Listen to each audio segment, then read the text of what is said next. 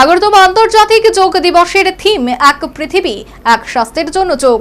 রাজ্যভিত্তিক অনুষ্ঠান অনুষ্ঠিত হবে হাপানিয়া ইন্টারন্যাশনাল এক্সিবিশন হলে। উপস্থিত থাকবেন মুখ্যমন্ত্রী সহ অন্যান্যরা।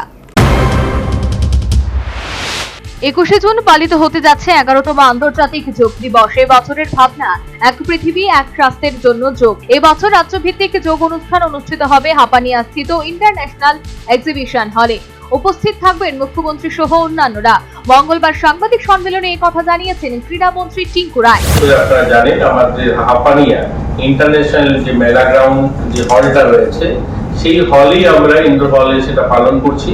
এবারও সেখানে মাননীয় মুখ্যমন্ত্রী উপস্থিত থাকবেন, চিফ সেক্রেটারি উপস্থিত থাকবেন, ডিজি সাহেব উপস্থিত থাকবেন। সেখানে আমরা এই অনুষ্ঠানটা পালন করব এবং সারা রাজ্যে প্রত্যেকটা জেলার প্রধান শহরেও অনুষ্ঠিত হচ্ছে, প্রত্যেকটা সাব ডিভিশন শহরেও অনুষ্ঠিত হচ্ছে এবং ব্লক স্তরেও এটা আমরা ব্যাপকভাবে প্রচার প্রসার চালিয়েছি, সেখানেও যেন এই অনুষ্ঠানটা হয়।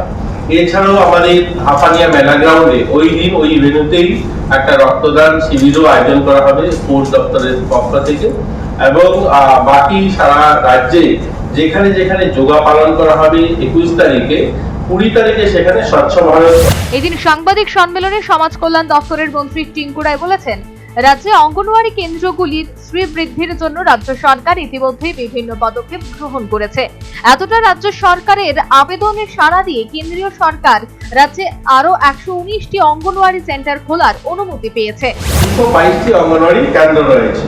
ইতিমধ্যে আমাদের 53টা নতুন অঙ্গনওয়াড়ি কেন্দ্র আমরা চালু করেছি এবং আমাদের জনজাতি এলাকার জন্য, জনজাতি এলাকায় যেন ছোট শিশুরা এবং মায়েরা যে অঙ্গনওয়াড়ি যে পরিষেবা সেগুলো যেন খুব আমরা ঠিকভাবে দিতে পারি, তার জন্য আমাদের নারী শিশু কল্যাণ মন্ত্রক ভর্তিয়া বা জনজাতি গ্রাম উৎকৃষ্ট যে অভিযান, সেই প্রকল্পের মাধ্যমে 119টা নতুন অঙ্গনওয়াড়ি খোলার আমাদেরকে মঞ্জুরি দিয়েছে এবং এর জন্য 14,68,00,000 টাকা কেন্দ্র সরকার আমাদেরকে মঞ্জুরি দিয়েছে। এখানেও আমরা খুব শীঘ্রই এই অঙ্গনওয়াড়ি কেন্দ্রগুলো আমরা জনজাতি এলাকাতে সেগুলো শুরু করতে যাচ্ছি।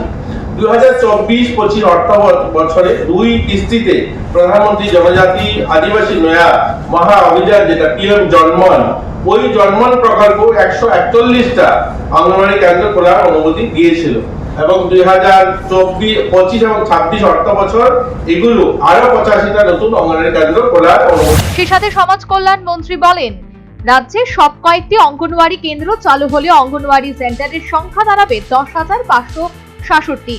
এতে নতুন 345টি অঙ্গনওয়াড়ি কেন্দ্রের জন্য মোট 345 জন অঙ্গনওয়াড়ি কর্মী এবং 345 জন অঙ্গনওয়াড়ি সহায়িকা নিয়োগের সুযোগ হবে।